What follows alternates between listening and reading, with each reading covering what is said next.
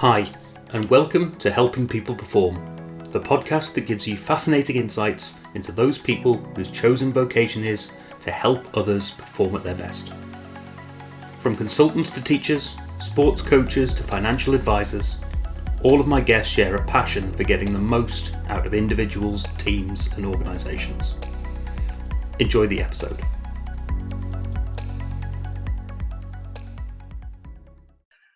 Hi everyone, and welcome to another episode of the Helping People Perform podcast. I've got a really exciting conversation today with Uyen Vo, trainer and facilitator and owner of Fierce Consulting. So welcome, Uyen. Oh, thank you so very much, Paul. I'm delighted to be here. Well, great to have you, and I really look forward to a conversation, see where we go and see what your angle on helping people perform is and what we can learn from you. So always keen to learn. And before we get into some of the bits that you do, and I've noticed on your website, you've got a great tagline of get more done, save resources and reduce burnout. So that gives us some real great stuff that we can delve into a bit later on. I was hoping in the beginning just for our listeners to just get a bit of a flavour for your background. You know, what have you done up to now that's got you to where you are today? Oh, very good question. So my education is in economics. I have a degree in economics from the University of Cambridge. And unimaginatively, I went into the City of London, into banking with that degree. So my career is sort of a game of two halves so far. So the first half was very technical, analytical. I was a corporate treasury person in Lloyd's Banking Group. Wow. And and it was very enjoyable for a while until the financial crisis, which you may recall, and that made it even more interesting, if not necessarily enjoyable. Right. And then glossing over some details of my career, the latter part of my career has been focused on helping people in their work environment. So I started out in-house working at Lloyd's in employee engagement, looking after the Treasury department, ranging from performance management to career development to talent retention to comp, all of those flavors of things.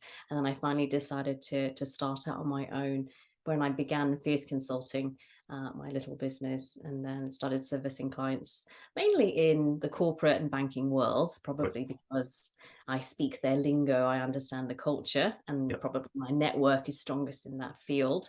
And I haven't looked back, to be absolutely frank. So that's my background.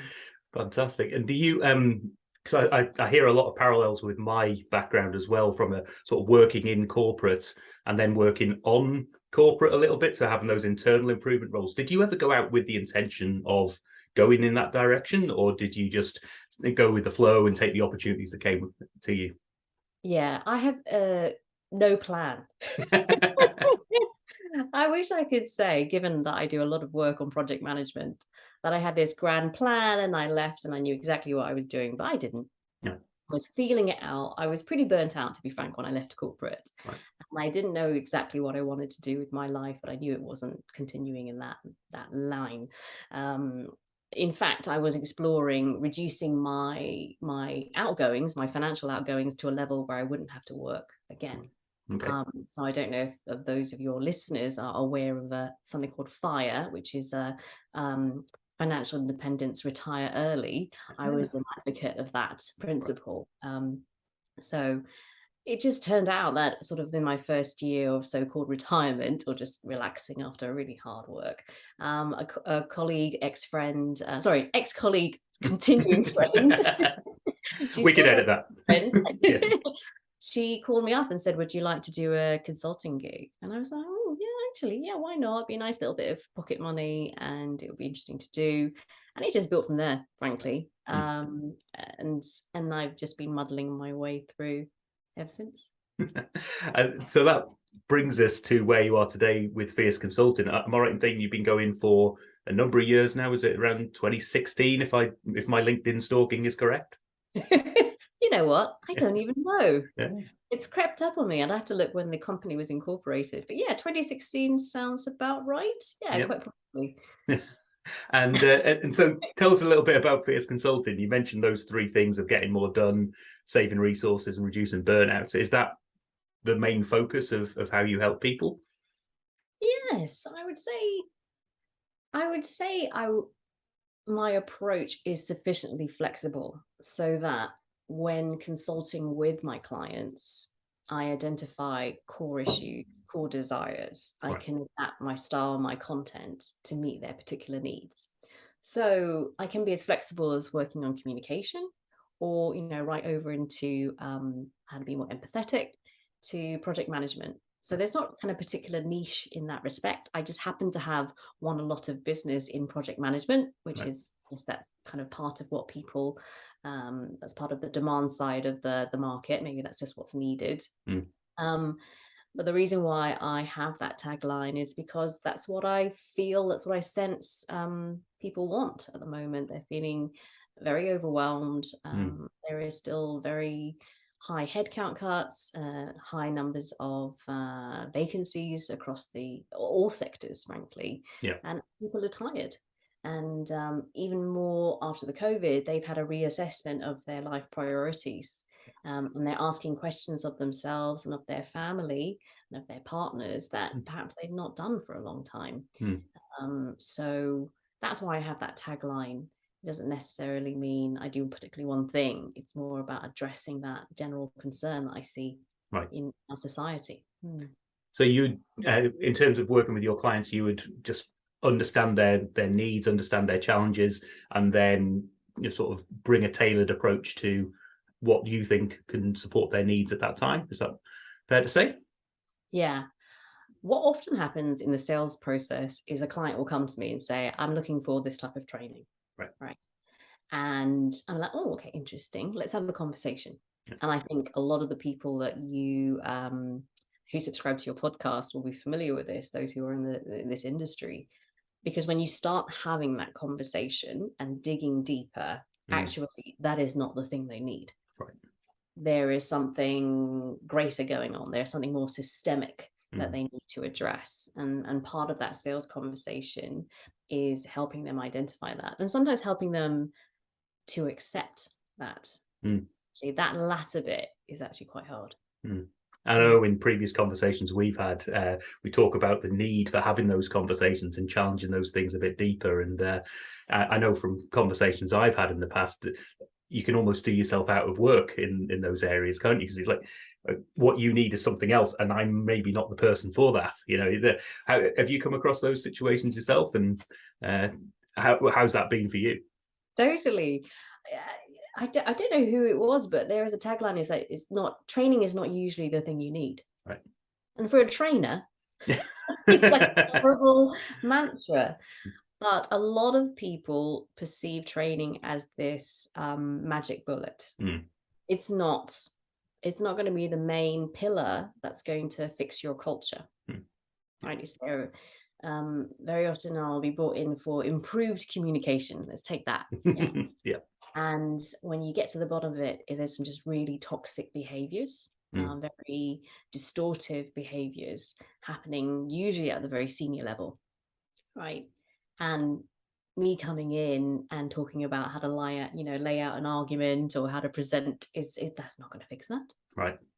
But that's a very difficult conversation to have with the leader Mm. that's brought you in for the training. Yeah. Yeah. Yeah, yeah, it's a tough one. I know, and it's often one of those things where just to first of all, it's hard for that individual client to necessarily open up to that and Mm. realize that in the first place. And even if they do, um, there's all sorts of complications. Budget, what's the need at the moment? What's the plan as it goes into a wider plan of action? I know I didn't delve into this, but you tend to work with larger institutions and financial institutions and things like that, right? That's Yeah, correct. yeah, and they're often, certainly from my experience, and I know you know my wife who's in the banking sector as well, in that field. They've got a very good plan of action, often for the full year. Whereas a lot of the smaller institutions may be a bit more reactive and a bit more agile in that term with a small a, in terms of the needs at that time. So yeah, it can be a really tough conversation, can't it? And as you say, training isn't always the answer. Yeah. And then there's also the art of the possible, right? Mm. So when I was earlier on in my career, my puritanical streak demanded that we go straight to the root cause, and there's no point doing anything unless we were actually really dealing with the issue at hand. But what I've kind of reconciled with is that, okay, the chances of me dealing with the toxic behaviors at the CEO level is rare, is going to be small, right? Mm. But what can I do at the level I'm allowed access to Yeah. to help them? So if I can make things even just 10% better, isn't it worth doing? So yeah, so there's a sort of realism, art of the possible type angle as well. Yeah, I've often said, don't let better be, or don't let perfect be the enemy of better. You know, you can always make those improvements, and if you are making just a little change to some people, even if they are in that environment, then you know, hopefully that will give them more resilience, more aptitude to be able to deal with the situation and the environment that they're in. Yeah. Oh, Absolutely. fantastic! And so, how do you, what do your engagements tend to look like? Are they you know, more workshop training? Do you do one-on-one coaching? Is there a bit of a mix there? How do you tend to engage with your clients? But predominantly my work is through workshops. Right. So there will be small groups, maybe between, sometimes as small as 3, sometimes as large as 30 to 40. Mm. So depending on that group size, there'll be variability in how interactive and intimate the session can be. Mm. And I also have an arm of my business in consulting. So that's when I work directly with clients, helping them develop their strategy or understanding their culture, et cetera, et cetera. So that's kind of done on a more bespoke one-on-one level. Right. Oh, Mm. fantastic! And just out of interest, because it's something that I did a few years of facilitation as my core piece when I was living and working in New Zealand, before I actually got any training in facilitation in terms of how to facilitate. And the conversations I had with a number of people were, well, I've been doing this for years, but nobody's ever really taught me how. And I'm always intrigued. Have you ever been taught how to facilitate? Is it just something that's come naturally? Very good question. No, I have learned it through the school of hard knocks. Yeah. Often the best way to learn. Yeah. Yeah, you get thrown in the deep end, you have to figure it out. I think observation is really important, listening, the Yeah. ability to reflect afterwards. Look, not every of my sessions have gone great. I'll be Mm. absolutely honest with you, but Mm. I've learned from every single one. Mm. I also have a tribe of very, very experienced facilitators who keep me on the straight and narrow, who I can consult with when I am concerned with a particular thing. Right. Mm. Oh, awesome. And that sort of takes us nicely into this sort of second question, which is, how do you up your own game? You know, where do you go for help with your performance? You mentioned a sort of tribe of facilitators and supporters there. Do you go to others? Do you have people either in your business? Is it just yourself in Fierce Consulting? Do you have others, associates, that sort of thing? No, Fierce Consulting is just me. Yep. And from time to time, I will collaborate with other one-man or one-person businesses Yep. for larger contracts or just for interest and variety, frankly. It's fun working with other people. And that will form part of my tribe. So there is a group of people. We are called the minglers, the mingling of the minds, and we meet every few months, mainly on Zoom because we're dotted around the world. Right. And we support each other at a very deep, friendly level. We each run our own businesses, or we are in this type of area of work, and we counsel each other, we challenge each other, we advise each other. We are very transparent with each other. So Right. sometimes I find with smaller businesses, people are very cagey about sharing financial information, for instance. And yet we know when entities share financial information, we get more fairness in pricing, right? More consistency. So certainly from a diversity perspective. So, I'm always very keen to, sit down and share with new people that are joining the business, and I'll show them how I do it. So that they don't undervalue themselves. So that's definitely one way to help people perform. But I think I'm not overly fussed with performing, actually. Perhaps it's just the way I have learned to understand that word. Right. Me, performance feels like a degree of pressure and to excel. And with the way I want to live my life, I'm not entirely sure I need to excel that much anymore. Certainly not to put pressure on myself. I want to have a a calmer life. I think I'm at that stage. And do you think that approach and that attitude helps you and has helped you with your engagements and things like that? Absolutely. Yeah. Absolutely. So there are things that I will not negotiate on. So I always work extremely hard to ensure that my clients get high quality work, my devoted attention, the best of my thinking, and all of the resources I have to hand. So that those are things I never compromise on. Mm. But I guess I'm thinking of, the pressure we get sometimes as business people to, build it bigger, so Right. when are you going to expand, and each year your revenue has to be bigger, and you join these business masterminds where you're drilled to have this very fantastic marketing and the tagline and all of that, and I'm like, well, do I really need that? Do I need to push that hard to increase my revenue year on year? Mm. What does that mean? What do I give up as a Right. consequence? Yeah. Perhaps there's other things in my life, like gardening, Yeah. like my beloved gardening, that I'd prefer to do. So yeah. Oh, nice. And is that something like gardening? I know I've talked to other people. Jens Heitland in one of the earlier pieces talked about running and exercise and how that really helps him to sort of cement his thinking and have a bit of freedom from thinking. Is gardening the thing for you? Absolutely. Gardening is the thing for me. Right. Um, so it is where I go to feel safe. It's where I go to feel happy. It's where I go to be creative. It's where I exercise my skills as an engineer and my proclivity for mechanics. So I love inventing little things and building things. And I get a lot of analogies from gardening into the world of leadership and management. Right.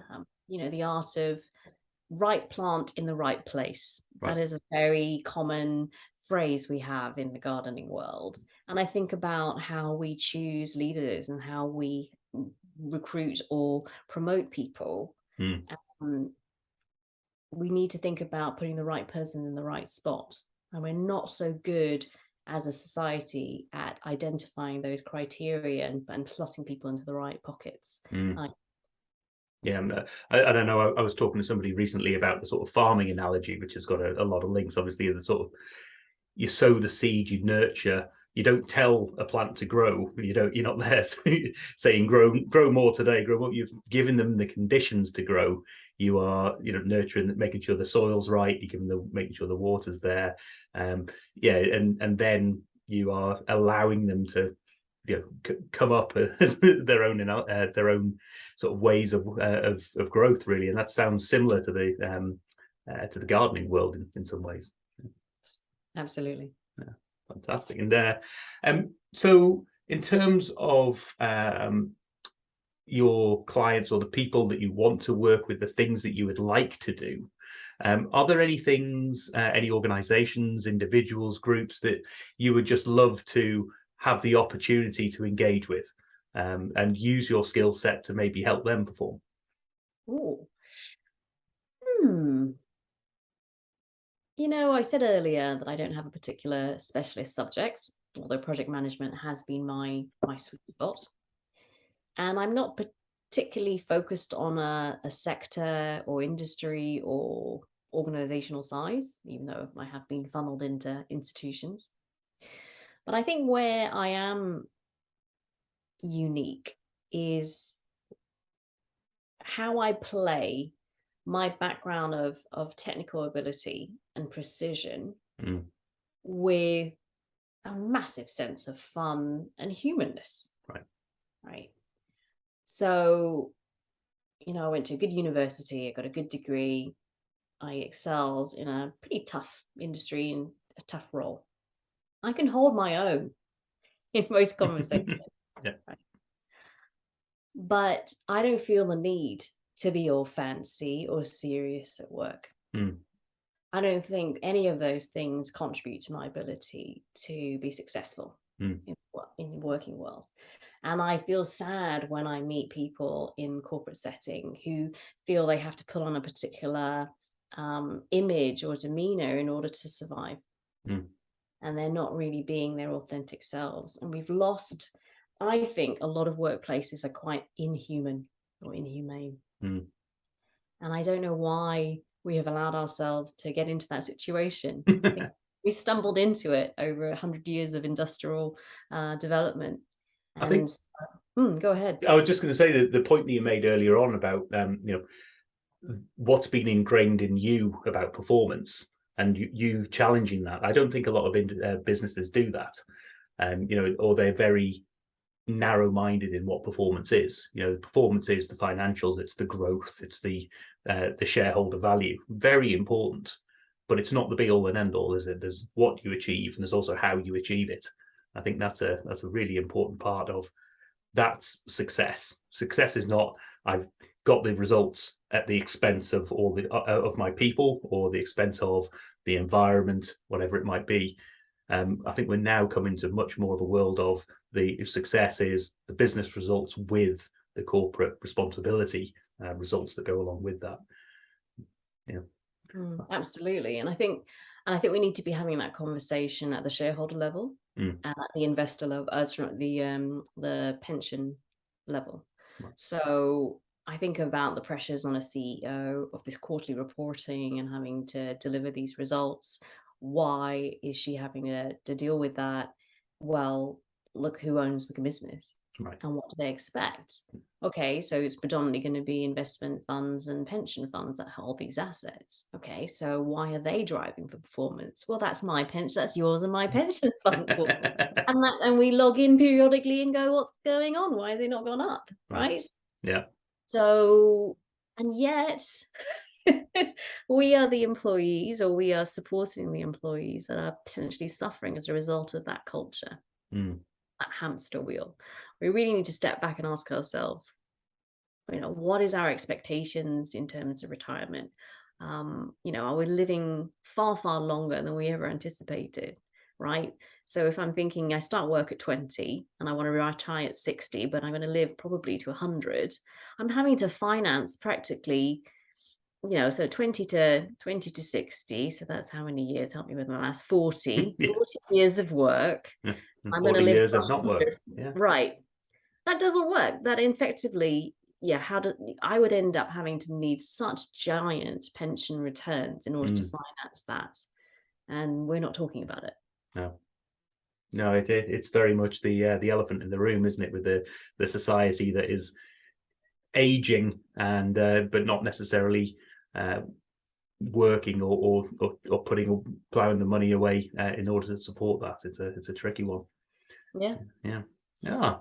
An amazing topic just in itself, really. But other question that I like to ask people as well is who would be your ideal person or team or organization that you could learn from? If you could sit down, be a fly on the wall, or have a cup of coffee with an individual, where would you want to be, and with who, in order to learn more about that could help your own performance? Oh, my own performance, my personal performance. In whatever context you see that. Okay, so I'm going to define performance as my ability to live life to the full. Nice. And I would love to sit in a room I'd like to go to a nursing home, and I would like to have a bunch of older folks who are nearing the end of their life, who've had very diverse, colorful lives. And I want to listen to what they have to say. Yeah. And I want them to tell me I'm being an idiot here. I want to be like, no, you've got it all wrong, love. This is how it works. And this is how it fits together. And you don't need to worry about this, but you do need to worry about that. Right. I think those are the types of people I want to spend time with. Nice. So just learning from that direct lived experience. Yes. Yeah. And there's, I mean, certainly with the people that we're talking about have gone through, if people are in their 70s, 80s now, then they've lived through all sorts of things over the last century. And I used to have some great conversations with my gran, who was lived into her mid-90s, and the diversity of what they've lived through, the good times and the bad, and how they've coped with that and what's gone on is it can be really humbling, and also educational for what do you actually define a success for your life, and what are you going to do about it to move forward? Yeah, I can bet you my bottom dollar that in my dying breaths, I'm not going to be thinking about the P&L of Fierce Consulting. I wish I'd have done one more workshop now. Yeah, exactly. Like, oh, I forgot to say that in that project management exercise. No, I'm not gonna be worried about that. I will be thinking about the people I helped and the feedback I periodically receive. Someone says, "Oh, thank you so much for that one thing you said in this one workshop. It really changed me. It really changed the way I thought." I'm like, Right. you know what? That makes a difference. That's nice. Yeah, and I think if you're anything like me, one of the reasons I've gone into that field is that's the bit that's, let's be honest, it doesn't happen very often. Even if you're doing a great job all the time, you don't always get that feedback, and the positive feedback at least as well, to say what you said, what you did really got me thinking. It really changed the way I look at things. It got me doing something differently. But when that happens, that for me, that's the energy levels, the batteries recharged, it's all good to go again. Yeah, it all makes it worth it, doesn't it? So I guess that's the lesson for us, right? Maybe we should send an email to people that have hosted training or coaching for us that we haven't talked to in a long time. Maybe an old teacher. Yes, okay, if you're listening to this podcast and you can think of somebody that made a little difference to you, be it an old boss or something, Yeah, just give them a note because it makes such a difference. yeah, a really nice scent. I like that. And if people want to find out more about you, about Fierce Consulting, what you do, where can we go to find out more? Given that my social media game is appalling, I'm not entirely sure. Well, I'm sure in your podcast notes you will have a link to my website so people can learn a little bit more about me and see what I look like and the sorts of stuff I get up to. You can also find me on LinkedIn, Twitter, and Instagram. And I think I even have some sort of old Facebook page for the business as well. But good old-fashioned email would be more than sufficient. Awesome. All right. Well, I will definitely put those things into the show notes, and we'll make sure that people know how to get in touch with you, how to reach out if needs be, and find out more. Maybe engage, and you never know if this is the sort of thing that you're looking for, that really human connection to addressing the problems that you've got right now. Then reach out to Uyen and give her a shout, and I'm sure you'd be always open to having a chat about what you can do to help people. Oh yeah, I'm always open for a chat, frankly. There's chocolate digestives involved. That was Oh. one of my key stakeholder engagement tips is bring biscuits. You'd be surprised what one can achieve with biscuits. Fantastic. Well, on that amazing note, you don't get much better practical tips than that. Let's all go off, have a cup of tea and a biscuit. And Uyen, thanks so much for being on. Really appreciate you coming along today. Thanks for listening to today's episode. If you like what you heard, then please do give the podcast a rate, review and share. I'm Paul Teasdale, and from sausage making to banking, oil and gas to Formula One, I help people perform. If you'd like to find out more and have a conversation, contact me at paulteasdale.co.uk.